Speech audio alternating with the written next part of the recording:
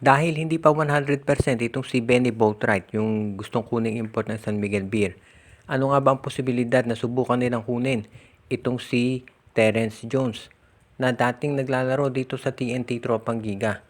Alam natin na itong si Terence Jones, ang rights niyan ay nandito sa TNT. Pero dahil obvious naman na ang gagamitin ng TNT na import sa Commissioner's Cup ay si Ronde Hollis Jefferson din, pwede na i-release ng TNT yung rights niyan dito sa San Miguel. Hindi naman bago yan dahil kung matatandaan ninyo, yung dating import ng NLEX, si Cameron Clark, ni-release nila yung rights dito sa San Miguel Bay dahil hindi na nila ginagamit.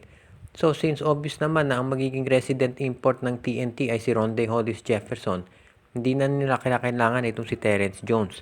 So posible nga kaya nasa San Miguel Bay maglaro itong si Terence Jones. Alam natin na kung ano nagagawa nito dito para sa TNT noon. Sila nga nakalaban ng San Miguel Bay sa finals. Yun nga lang nanalo San Miguel gamit itong si Chris Macolo. Pero itong si Macolo, alam natin naglalaro na yun sa Taiwan. So medyo malabo yan na makabalik dito sa San Miguel. At mahusay na player naman ito si Terence Jones. Kaya sa tingin ko bagay yan na makuha nitong San Miguel Beer. Kung sakasakali na makuha ng San Miguel itong si Terence Jones, sa tingin ko magiging malaking bagay yan para sila ay magkaroon ng magandang tsansa dito sa Commissioner's Cup. Siyempre, kung gugustuhin ng San Miguel, si Benny Boatwright talaga. Ang problema, may injury nga si Boatwright. At sa Disyembre pa itong makiklear maglaro. At sa November ang umpisa nitong Commissioner's Cup. So, yan ang problema ng San Miguel. Plus, tandaan natin, kapag galing sa injury, siyempre yung player, hindi pa katulad nung dati yung magiging laro niya. So, yan ang magiging problema ngayon itong San Miguel Beer kung sino import ng gagamitin. Kaya pwede nilang option ngayon na kunin talaga ay ito si Terence Jones na muna. Ang balita natin ngayon pagdating dito sa Barangay Ginebra, well, maliwanag na kinakailangan na nilang manalo dito sa Game 3. Dahil kapag sila ay natalo pa dito, 3-0 na at napakahirap nang humabol sa ganyang kalaking kalamangan. At dahil dito lumalabas na yung balita na baka minamadali na raw ng Barangay Ginebra yung pagpirma ni Troy Rosario dito sa kanila para kung makakahabol daw dito sa finals. Sa ngayon kasi mukhang lumiliwanag na talagang sa Barangay Ginebra daw ang punta nitong si Troy Rosario. Pero baka ang problema kasi baka daw sa second conference pa ito makapaglaro at ang maliwanag naman ay kinakailangan na siya ng Barangay Ginebra ngayon. Kaya tignan natin kung ano ang magagawa nitong Barangay Ginebra para makumbinsi itong si Troy Rosario na pumirma na ng kontrata. Dahil mukhang yan ang kinakailangan nila ngayon. Samantala naman, pagdating dito sa actual game, bukod dito sa pagkuha kay Troy Rosario, kinakailangan din ng Barangay Ginebra na i-improve yung kanilang game based dun sa lineup na meron sila. Yes, alam natin merong mga injured players dyan. Pero ang TNT wala rin itong si Brandon Ganuelas Roser. Kaya pare-pareho lang sila na may mga kulang na players. Pero kinakailangan ngayon ng Barangay Ginebra, sabi nga ni Coach Tim Cone, no excuses yan, ay pag-step up yung ibang players, particular na itong si RJ Abarientos na so far na-outplay talaga itong si Jason Castro na veterano na. Pero bukod dyan, kinakailangan din ay ma-resolve ni Coach Tim Cone yung mga adjustments ni Coach Chot Reyes. Alam natin gumagawa ng adjustments si Coach Tim Cone noong Game 2 pagkatapos siyang matalo sa Game 1. Pero maganda talaga ang depensa ng TNT, particular na itong si RR Pugoy, of course, si Ronde Hollis Jefferson at si Glenn Cobontin. Ang laking bagay ng mga ito, lalo na yung pag mga 3-point shooting nila. So, kinakailangan gumawa ng adjustment ang Ginebra dito. Habang ang mga fans ay nakafocus dito sa finals ng Barangay Ginebra at TNT, ay ito namang Meralco Bulls ay gumagawa din ng paraan para sila naman ay makabawi at makahanap ng paraan para makapasok na rin dito sa Commissioner's Cup Finals. Alam natin na galing sa championship itong Meralco nung Philippine Cup, pero hindi maganda naging performance nila dito sa Governor's Cup, kaya nga ngayon ay gusto nila na sila naman ang mag-champion. So, para dito sa Meralco, sa tingin ko kinakailangan nila ng isa pang scorer na pwedeng madagdag dyan dahil nakita na natin to ilang beses nang nangyari na itong Meralco nagkakaroon ng mga dry spells pagdating sa court. Yung bang panahon na hindi sila nakaka-score ng matagal at hindi naman po pwedeng lagi silang umaasa kay Newsam.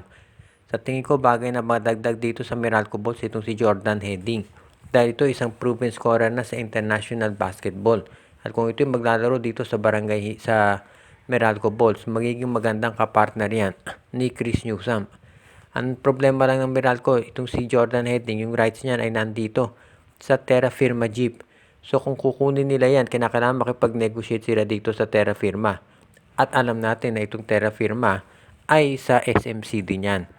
So if ever na makipag-trade itong Terra Firma para kay Heading, kinakailangan yung player na ipapalit ng Meralco ay maging suitable para dito sa San Miguel Corporation. So yan ang aabangan natin. Sa ngayon, ito si Jordan Heading ayon dito sa report ay interesado na raw na maglaro dito sa PBA. Pero ang tanong dyan ay kung magagawa ba nila ng paraan yan. Dahil syempre kung ikaw ang Terra Firma at maite-trade mo si Heading dito sa Meralco, kinakailangan malakas din yung player na kapalit. Sa Meralco, kung makukuha nila ito si Jordan Heading, magiging malaking bagay yan para madagdagan yung lakas ng kanilang lineup. Lalo na at itong si Chris Newsome kinakailangan ng assistance pagdating sa scoring. So, ito abangan natin kung paano magagawa yan ng Meralco Bolts. Samantala naman, ang balita natin pagdating dito sa Phoenix Fuel Masters ay mukhang kinukonsidera nila na gumawa ng trade dito sa Blackwater Bossing kung sakasakali. Mukhang interesado daw kasi itong Blackwater Bossing na makuha itong si Jason Perkins mula sa kanilang lineup. At ito namang Phoenix Fuel Masters kung magkikipag-trade daw ay bibigay si Perkins kapalit ni Christian David. Ito si Christian David, isa yan sa mga top prospects ng Blackwater pero hindi pa niya nare-reach yung kanyang potential. So kung sakasakali na ito'y mapunta dito sa Phoenix, baka ito makatulong sa kanya. Ang balita kasi si Perkins daw ay baka gusto nang matrade at mapunta sa ibang koponan sa isang playoff team. Kung mapupunta sa Blackwater ito si Perkins, magbilang ka ng ilang conference bago yan mapunta sa either sa TNT, Meralco or NLEX. Samantala naman ito si Christian David, magandang kapartner niyan. Ito si Kai Balungay, then magkakaroon ng batang lineup itong Phoenix Fuel Masters. So yan ang aabangan natin ngayon. Kung sakasakali na itong Phoenix nga ang magawa itong trade na to, sa tingin ko hindi naman sila masyadong madulugi. Dahil bata pa to si David, mataas ang potential niyan. Samantala si Jason Perkins naman siyempre naghahanap yan ng paraan para magkaroon ng mas magandang performance at makapagkaroon ng tsansa na makapag-compete para sa isang team na magko-compete talaga sa playoffs. Kaya sa tingin ko bagay na matrade nga itong si Jason Perkins dito sa Blackwater Bossing at eventually sa isang MVP team. Samantala naman ito si Christian David. Dito magkaka-playing time yan sa Phoenix Fuel Masters kasama to si Kai Balungay at yan ang magiging importante para sa kanila para magkaroon sila ng exposure at syempre mas humusay pa ang laro. Kaya abangan na lang natin kung ano magiging resulta nito pag pinagsama ito si David at ito si Balungay dito sa Phoenix Fuel Masters at si Perkins naman sa Blackwater. Shout out kay Joseph Pineda, Jonel Alagon at Celino Valles family, RG Bueno at Dalina family. Pinabati din natin si Malyari Mascarinas, si Alicia Garcia, si Michael D. Pati na rin si Junjun, Angie, Patpat at B-Boy Matas, Lolito Kakayon, Katsakino Dukusin, Dexter Domer, si Enju binabati din natin. Pati na rin si Andrea, Alexis at Mitch Bagares, Alfonso Dindin at Terdy Balaba, Junjun, Angie, Patpat at B-Boy Matas, Romeo Conchada, Eduardo Monsales, Edwin Carmona Jr., Ireneo Salangsang, Joshua Giray, Espejo at Rosales family at ang iba pa nating taga-subaybay.